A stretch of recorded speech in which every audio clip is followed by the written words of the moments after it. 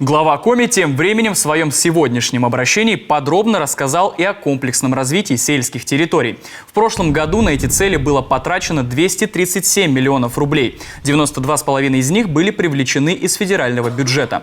Основное направление – это улучшение жилищных условий сельчан. 40 семей, проживающих на сельских территориях, получили социальные выплаты на строительство жилья.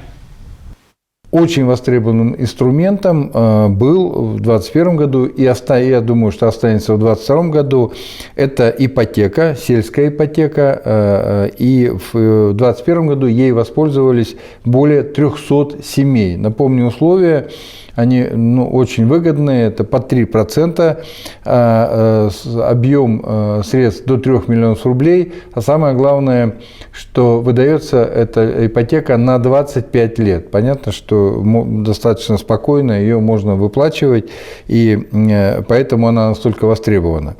Еще одно важное направление программы – развитие социальной и инженерной инфраструктуры сельских территорий. Так, большая работа была проделана в прошлом году в селе Усть-Кулом. Там построены более 4 километров водопроводных сетей и более 7 километров дорог общего пользования. Коммуникациями обеспечили 149 земельных участков под индивидуальную застройку.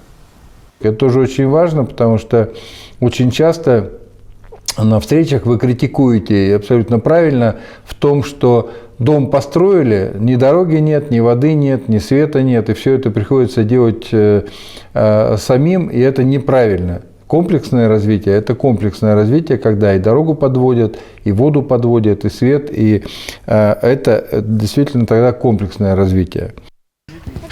Всего в сельских районах республики в прошлом году реализовано 18 проектов. Построены спортивные и детские площадки. Обустроены уличное освещение и площадка накопления твердых бытовых отходов. Восстановлен историко-культурный памятник. В ближайшие 3 года будет введено еще свыше 4,5 тысяч квадратных метров.